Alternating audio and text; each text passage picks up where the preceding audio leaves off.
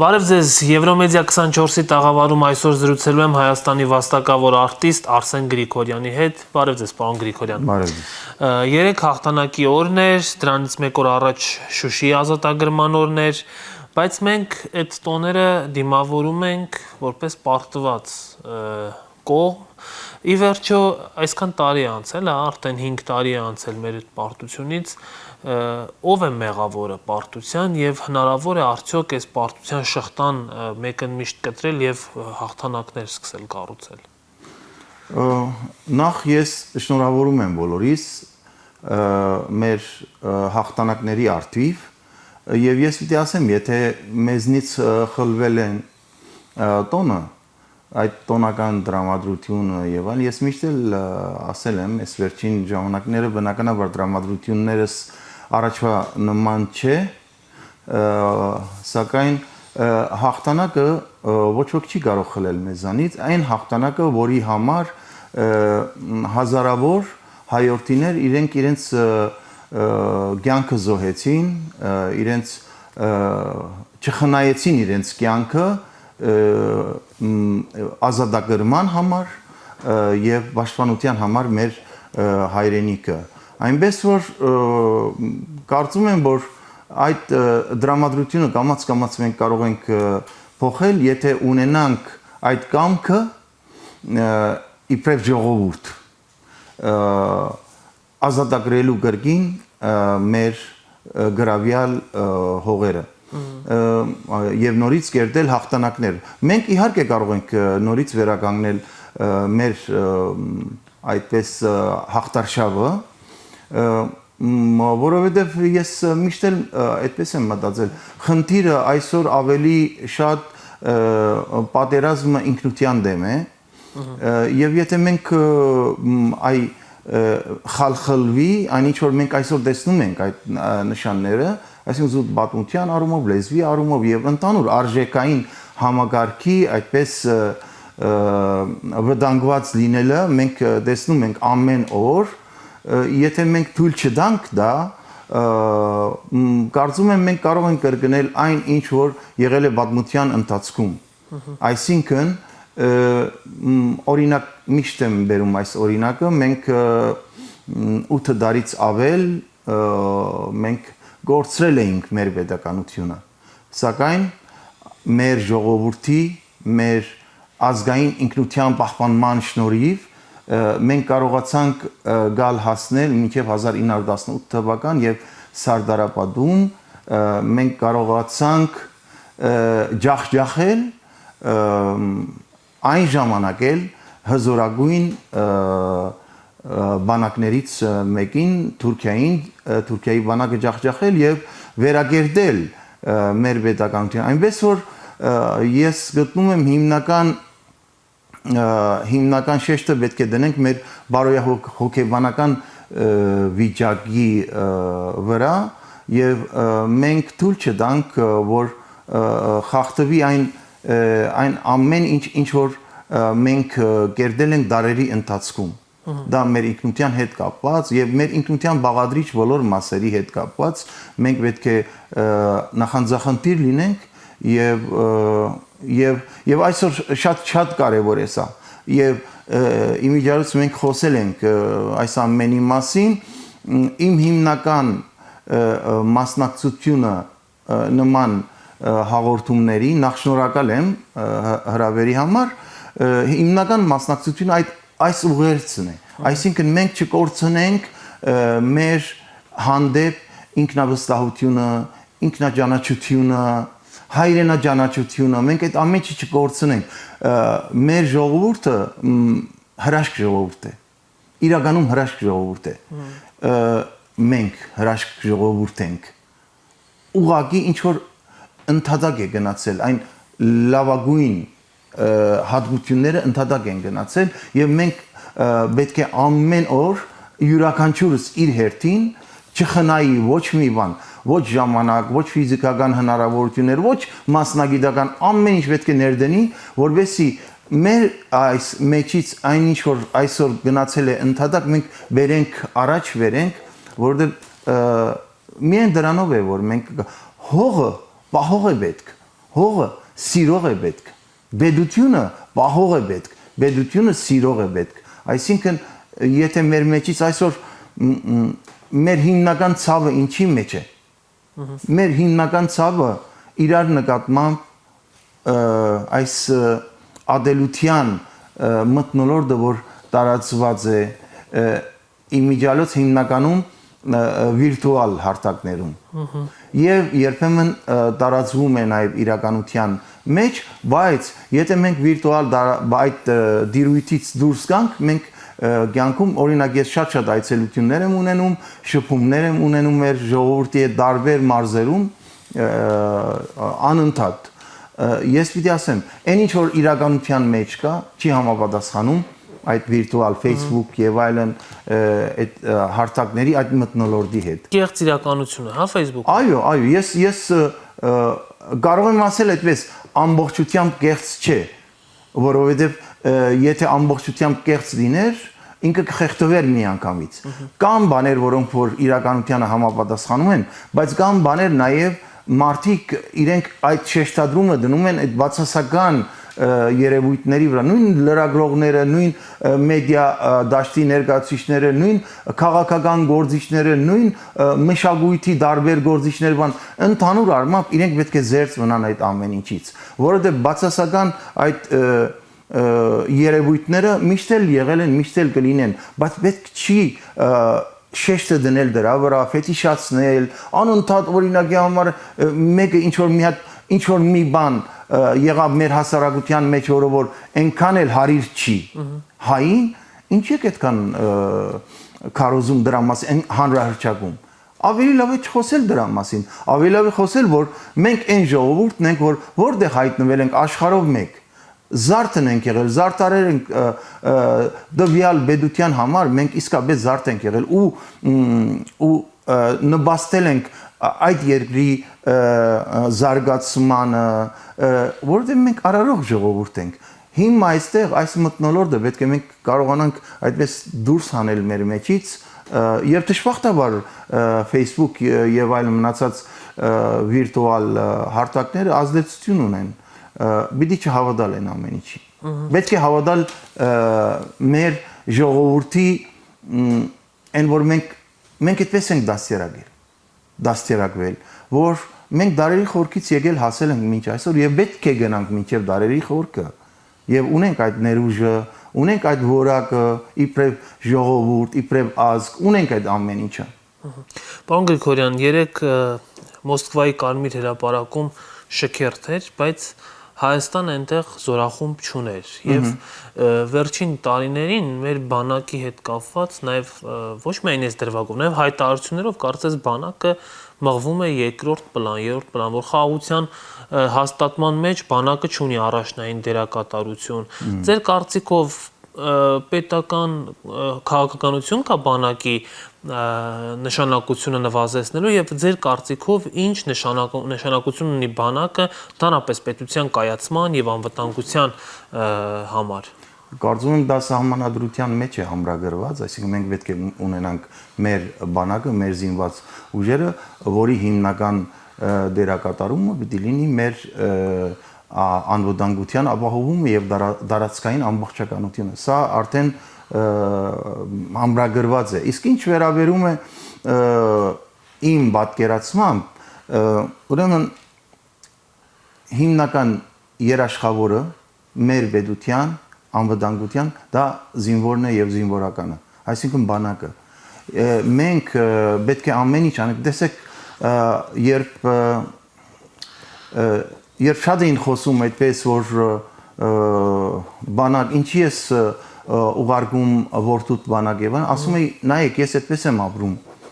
Ես չեմ ասում, ինչի այսինչ մարդու որդին չի գնում ծառայության, ես ասում եմ, առաջինը իմ որդին պետք է գնա ծառայության։ Եվ իմ որդին ծառայեց բանակում հայոց եւ Արցախում էր ամբողջ իր ծառայությունը եւ նաեւ մասնակցեց պատերազմի, այնպես որ յուրաքանչյուրս պետք է հասկանա, այն որ անընդհատ երբեմն նաեւ բան են ազգ բանակի այդպես հեգնական նաեւ երբեմն մեկնաբանություններ ենք լսում, սա իրականություն է։ Սա իրականություն է։ Մեր պետությունը այսօր այն վիճակում է, որ մենք պարտադիր ծառայություն պետք է ունենանք, պետք է հզոր բանակ ունենանք եւ դա է երաշխավորը, այսինքն այս ամբողջականությունն է երաշխավոր, որ մենք կարող ենք ունենալ խաղաղություն։ Խաղաղությունը թղթի վրա շատ անգամ պատմության մեջ այդպես է եղել, որ խաղաղությունը մնացել է թղթի վրա։ Այսինքն երբ որ հարմար առիթ է լինում, հարմար ճակերտավոր, մի անգամից նորից սկսվում է պատերազմ եւ այլն։ Եվ զավթել, չգիտեմ ինչ, հողեր եւ զոհեր եւ այլն։ Այ որովհետեւ սա չլինի, մենք պարտավոր ենք ունենալ ամուր հզոր բանակ, արդիական բանակ։ Եվ ամենակարևորը, սա գալիս է ընտանիքից։ Սա գալիս է ընտանիքից, եթե ընտանիքում մենք դաստիարակենք մեր երեխաներին, ինչպես քիչ առաջ ասացի, ոչ թե իմ երեխան ինչու պիտի ծառայի, այլ ոչ, իմ երեխան առաջինը պետք է ծառայի, որտեղ իմ տունը ես էլ պիտի պաշտպանեմ, ես պարտավոր եմ պաշտպանելու, իմ տունն է Հայաստանը, իմ տունը մենակ այն ֆիզիկական, այն ոնց ասեմ, մի քանի քառակուսի մետրը չէ, հա, իմ տունը, կամ իմ ընտանիքը, իմ գենսաբանական ընտանիքը չէ միայն, այլ ամբողջական հայ ժողովուրդը իմ ընտանիքն է եւ իմ ընտանիքի, մեծ ընտանիքի պաշտպանության գործում յուրաքանչյուրս պետք է մասնակցություն ունենա եւ բardավոր է մասնակցություն ունենալ, ոչ թե խուսափել կամ չգիտեմ ինչը, ովքեր չեն կարող, բայց ովքեր կարող են, պետք է պարտադիր ծառայեն։ Դրա համար, ասում եմ, գալով ձեր հարցին, մենք ավելի քան պարտավոր ենք ունենալով նման աշխարհագրական դիրք, ունենալով նման հարևաններ, մենք պարտավոր ենք ունենալ հզոր բանակ իր բոլոր բաղադրիչ մասերով։ Այս իշխանությունները հայտարարել են, մի քանի հայտարարություններ են արել, որ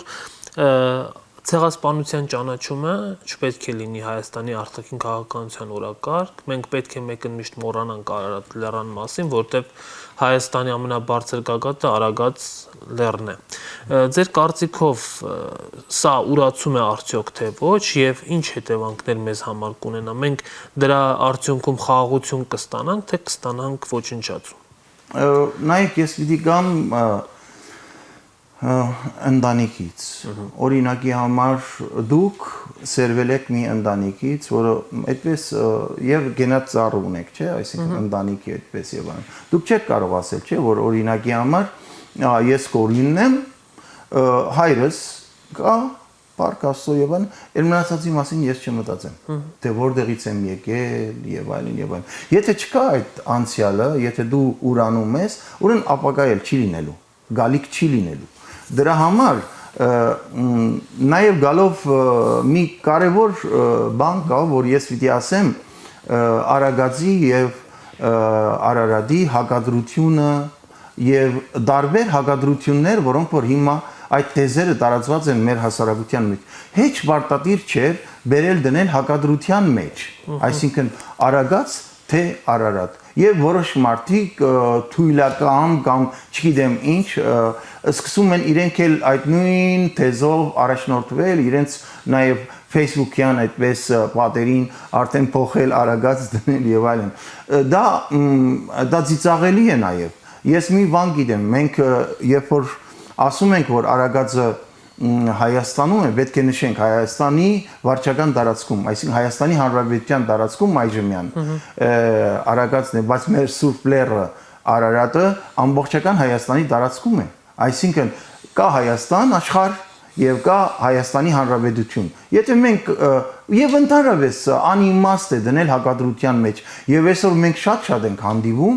այդպես այդ հակադրությունների թեզի տարածմանը, սկսած սև ու սպիտակից, օրինակ դու սև ես, ես սպիտակ եմ կամ հակառակը եւ այլն։ Դա ոչ մի լավ բանի չի բերելու։ Վերջապես, այսինքն մենք ես այդպես եմ մտածում, յուրաքանչյուր իշխանություն, բացի այն ինչ որ սահմանադրությամբ իրենք պարտավոր են իրականացնելու, բացի այն ծրագրից, որը որ կառավարությունը գալիս է իշխանության, պետք է իրականացնի իր ծրագիրը, որը խոստացել է իր ժողովրդին, իր ընտրողներին, նաև պետք է սեր եւ համերաշխություն տարածի ժողովրդի մեջ։ Այսինքն վերջապես, եթե մենք իրար չսիրենք, դառնում է ամեն ինչ աննպատակ։ Եթե մենք չսիրենք մեր պետությունը, եթե չսիրենք մեր հայրենիքը, այ հայրենիք եւ պետություն այդ հակադրությունը, տեսեք, ասեք անիմաստ երևույթ է։ Ինչի համար։ Այսինքն ինչի՞ պիտի այդպես բան անես, էլի հայրենիք թե պետություն եւ այլն, եւ հայրենիք եւ պետություն։ Դրա համար բաներ կան, որ ես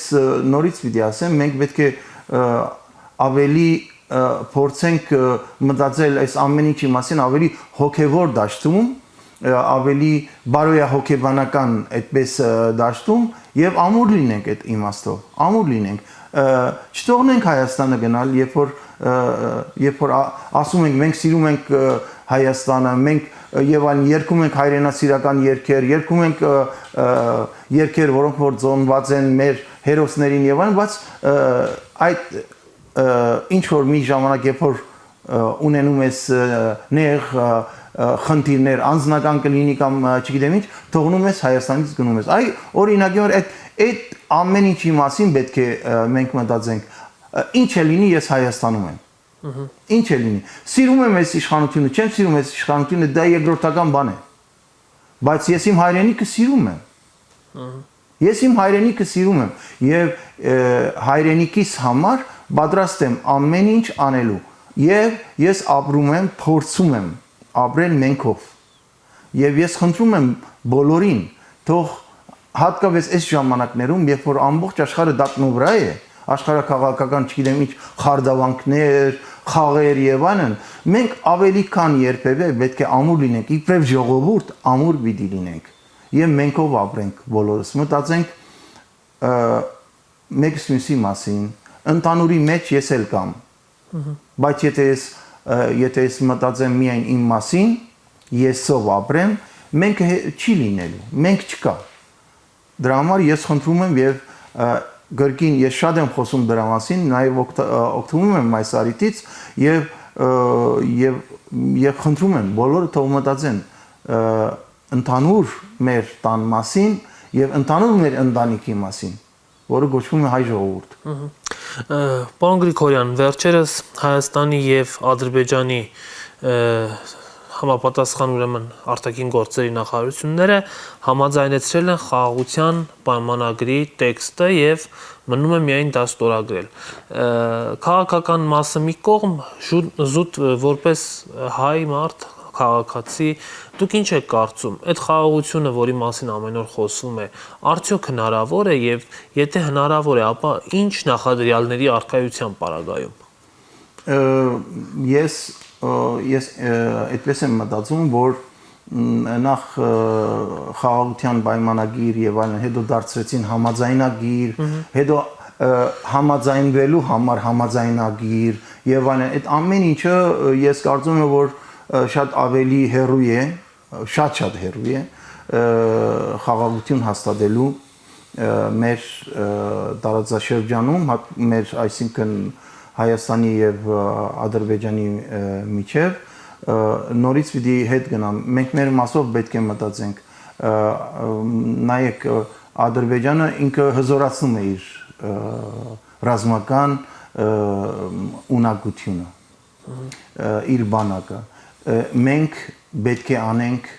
այդպես։ Մենք պետք է հզորացնենք մեր բանակը։ Դա չի նշանակում, որ մենք պետք է անպայման պատերազմ ունենանք։ Եվ շատ անգամ խոսում են, որ ովքեր այդպեսի բան են մտածում, ուրեմն իրենք պատերազմի կողմ են։ Ոչ, էլի մի դրեք հակադրության մեջ, ոչ ոք թող չդնի, մենք ուզում ենք խաղաղություն, և մեր ժողովուրդը աշխարհի ամենաշատ խաղաղություն ուզող ժողովուրդն է, որտեղ մենք ցեղասպանություն ենք տեսել, մենք հայրենազրկում ենք տեսել, մենք շատ բաներ ենք տեսել մեր պատմության ընթացքում։ Դրա համար ուղղակի պետք է հզոր բանակ ունենանք, պետք է մենք մեզ պաշտպանված զգանք եւ մեր հույսը որևէ ուրիշ ուժերի վրա չդնենք առաջին հերթին, մենք ունենանք այդ հնարավորությունը, ունակ լինենք ինքներս մեզ պաշտպանելու։ Դրանից հետո արդեն քեզ հետ հաշվի են նստում։ Եվ դրանից հետո հնարավոր է ինչ որ խոսել խաղաղության մասին, ոնց որ օրինակ ցեղասպանության մասին, որ ես նշեցի, չէ՞, ցեղասպանության հետ կապված վերջերս էլի այդպես հարցազրույցեր եւ ես ասացի, առաջին հերթին Թուրքիային է պետք։ Թուրքերը իրենք պետք է մտածեն։ Որ պետք է ընդունեն, որ այժմյան Թուրքիան այն նույն ցեղասպան Թուրքիան չէ։ Եվ քանի չեն ընդունել, ուրեմն նույն ցեղասպան Թուրքիան է։ Եվ մենք իրավունք չունենք այդ ամեն ինչում ինչ որ թուրքերի օրակարգին ենթարկվենք։ Այն որ ժամանակին մի քանի տարիներ առաջ իրենք էին մեջտեղ հանել, թե թող պատմաբանները երկու կողմի նստեն իրար հետ։ Եթե դուք փորձում եք կասկածանք առաջացնել եղելության մասին, ապա մենք կասկածելու որևէ բան չունենք։ Ցեղասպանությունը եղել է եւ հայրենազրկումը եղել է եւ փաստերից մեկը իմ ընտանիքն է։ Փաստերից մեկը իմ ընտանիքն է, որը ամբողջ Գերդաստանից ընդամենը մեծ հայրս էր մնացել, հազիվ կարողացավ փախնել եւ հասնել Սիրիա։ Եվ այդպես էլի եմ ասում, այս հարցերը ամբողջությամբ հիմնականում ինքնախոստովանանքի եւ ինքնամաքրման կարիք ունեն։ Այսինքն լավ, ասենք մենք ինչ ենք ուզում։ Հա, եթե ամեն ինչն էլ այդպես, չգիտեմ, էս էլ ունենանք, բայց իրար հանդեպ սեր չունենանք։ Մենք ինքներս մեր հանդեպ, եթե օրինակ համար ես ուրանամ, որ իմ պապերին կոտորել են, ասենք հետո ինչ։ Եվ դա իմիջիալոց շատ կարևոր է ամբողջ աշխարհի համար։ Այսինքն սա կանխարգելու է նման երևույթներ, այսինքն ցեղասպանությունը, որովհետեւ այլևս չկրկնվի ոչ մի տեղ, պետք է ընդունվի սա Թուրքիայի կողմից։ Եվ սա քիչ առաջ որ ասացիք, արդյոք մեր ընդհանուր քաղաքականության մեջ պետք է ինքը առաջնային դեր ունենա, թե ոչ, իհարկե պետք է առաջնային դեր ունենա։ Եվ վերջում մի այսպիսի հարց, պարոն Գրիգորյան, գիտեք, որ այս իշխանությունները ցանկանում են փոխել սահմանադրությունը եւ հանել անկախության հռչակագրին հղումը, սա նշանակում է հրաժարվել Հայաստանի երրորդ հանրապետության ծննդականից, այսպես ճակերտավոր ասած, ձեզ իրավական հարց չեմ ուզում տալ, այլ ուզում եմ մի պարզ հարց տալ։ Մեր հասարակությանը ճանաչելով, հայ մարդուն ճանաչելով, ինչ եք կարծում, եթե հանրաքվե լինի, մարդիկ կողմ կքվեարկեն սրան։ Ես նորից եմ խոսել դրա մասին, ես կարծում եմ պիտի հարցը չհասնի հանրաքվեի։ Այսինքն արդեն ամոթ է, որ նման հարցը, այսինքն մեր պետության ծննդականի հետ կապված հարցը մենք բերենք հասցնենք հանրաքվեի։ Պիտի չհասնի այդ ամեն ինչը հանրաքվեի, որովհետև դա մեզ արդեն վատ է, եթե հասնի հանրաքվեի։ Ես չեմ կարծում, պիտի ամեն ինչ անել թույլ չտալ, որ այս հարցը պետության հռչակագիրը ծննդականն է, այսինքն դա չգիտեմ ոնց կարելի է, այսինքն հանել սահմանադրությունից կամ հղումը, հանել եւ այլն եւ այլն։ Ես կարծում եմ, որ պիտի չհասնի հարցը հանրաքվեի։ Հետևենք պրոցեսներին, պարոն Գրիգորյան, շնորհակալ եմ այս զրույցի համար։ Ես էլ եմ շնորհակալ։ Հարգելի հեռուստադիտողներ, ես զրուցում եի Հայաստանի Հանրապետության վաստակավոր արտիստ Արսեն Գրիգորյանի հետ, կհանդիպենք։